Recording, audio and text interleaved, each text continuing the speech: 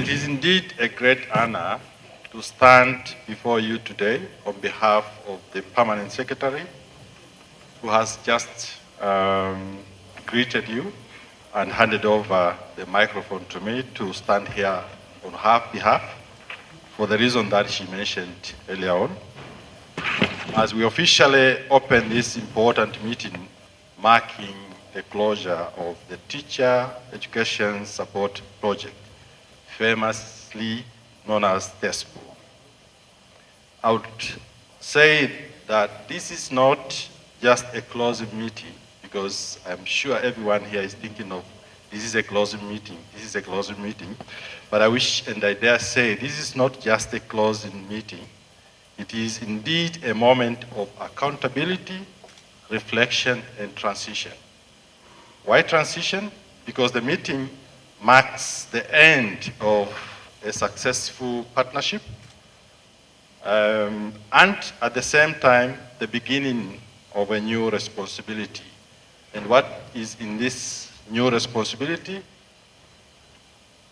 is to ensure that what has been built is sustained, is scaled, and it is strengthened. We all know for how long Tesp has been around. Some say Tesp has been around for a while. So we need to think about how to sustain what has been put in place, how to scale it, and how to strengthen it further. Allow me to say that on behalf of the government of the United Republic of Tanzania, I wish to extend our sincere appreciation to the government of Canada through the Global Affairs Canada for their unwavering support.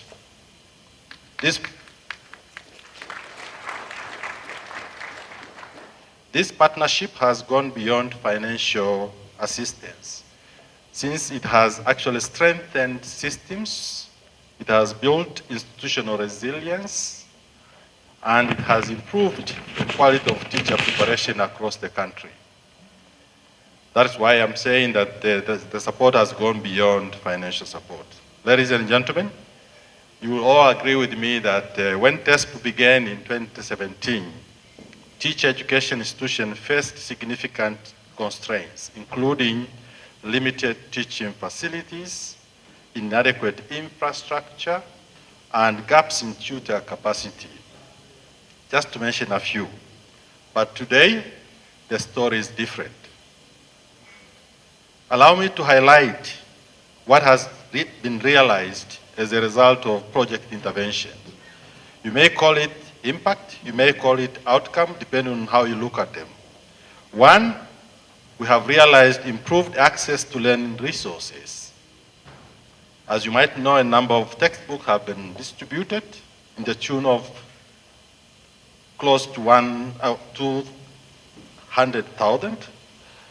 These books have been distributed across all 35 teacher colleges, alongside integration of these institutions into what is called Consortium of Tanzania University Libraries, COTU. This has significantly transformed to academic material. These learning resources have been have been amply made available to teacher training institutions. Two, ICT transformation. As you might know, we are in a digital era. Everything, or most of the stuff, most of the learning is now, geared towards digital platform. And in this connection, we have realized delivery of a number of ICT equipment, including computers, projectors, and printers. And these facilities have actually modernized teaching and learning environment. Three, we have realized infrastructural development through construction and rehabilitation of libraries, laboratories, and ICT facilities, all of which have strengthened practical and competence-based training. Four, innovation in sustainability. As you all know, Kabanga Teacher College now stands as a national model for clean energy use in educational institutions. And this is a model which we wish to scale up, roll it up to other institutions to emulate so that we go green.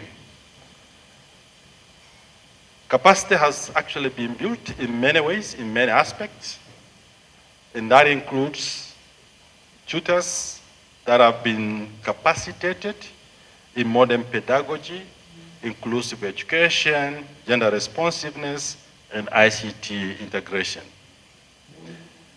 Sixth, we have realized that a number of teachers have gone through these teacher training colleges during the time this project was being implemented.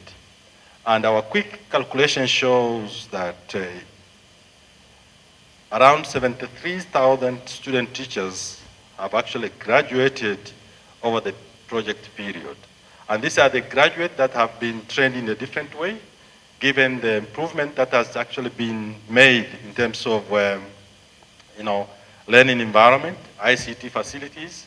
So we do expect that these teachers are quite different from those who were not lucky enough to go through this institution during the time of the project implementation.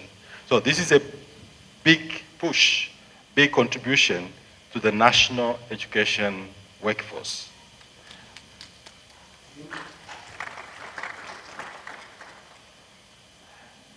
We are quite aware of gender issues, and I'm informed that during the project time, there was a development and implementation of what is called gender equality strategy. And that implementation has promoted inclusive and equitable learning environment in our training institutions. Ladies and gentlemen, what I've just mentioned to you are just some of the achievements, some of the outcome, as I said, some of the impact that the project has actually, made. But these are not just achievement. They are investment in the future of our education system and the quality of learning outcome for our children. Imagine when you have a better teacher, you definitely expect to have improved learning outcome. You definitely expect to have a better and well-trained, future-ready generation. Ladies and gentlemen, while we celebrate these successes, we must also confront a critical question. And what is this critical question? What happens next? Normally, project end. We are quite aware of that. But existing systems must endure to sustain what has been put in place. And this is what we should be thinking in the couple of hours that we'll be here to mull on the project achievement, looking back and looking forward at the same time. I wish to say that the sustainability of these gains will depend on a number of issues. One, government continued commitment and financing. And this is something that we are quite confident that the government will sustain what has been put in place during the 8 years we have had this partnership with SICAM, not SICAM, with partnership with Canada Global Affairs. Two, the sustainability will also depend on strong institutional leadership at teacher colleges. When we had tete-a-tete, before we moved into this room, I happened to overhear testimony from my boss that she can testify that, the head of teacher colleges have had their capacity in leadership highly improved. And this is something that we should be thankful and grateful about. Three, effective maintenance and utilization of infrastructure and ICT equipment. It's one thing to have infrastructure built. It is one thing to have ICT system in place, but it's another thing to have them rehabilitated, to have them maintained, for them to be up and running all the time. And fourth is about continuity in professional development for tutors, the so-called continuous professional development, CPD. If this is sustained, we definitely will be able to sustain the impact, the outcome, the impact, and the results that have been observed as a result of this partnership that we have had with our partners. And the last one that I wish to mention to you is that the integration of lessons learned through the partnership that we have had into national policy and planning will actually sustain the achievement that have been realized during those years that we have had this partnership with our Canadian colleagues. Ladies and gentlemen, as we proceed with this meeting, I urge all of you to move beyond reflection and focus on concrete action. I wish to repeat this. As we proceed with this meeting, I wish to urge all of you to move beyond reflections and focus on concrete actions. What do I mean by that? One is that let us identify clear sustainability strategies for every major investment made under Tesp, especially ICT systems, infrastructure, and training programs. Two, let us develop a roadmap for scaling successful interventions to other teacher training institutions across the country. Three, let us strengthen coordination between ministries, institutions, in this case I'm referring to teacher training colleges, and partners to ensure continuity and alignment. My assumption is that our Canadian partners will still be with us, even if we are here to mark the end of the project, so that the investment, the achievement that have been put in place in a way can be carried to a higher level. And the fourth one, let us commit to measurable outcomes. What exactly will we improve in the next 3 to 5 years, and how will we track progress? The project literally comes to an end, but we wish to see what remains to be concluded gets concluded in a cost-effective way, in a more impactful way.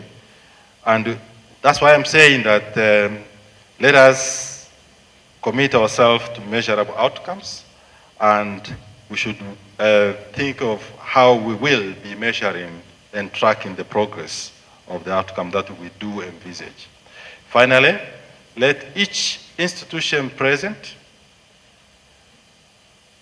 in this particular room live here with a clear action plan on how it will sustain and build on Tesp achievement.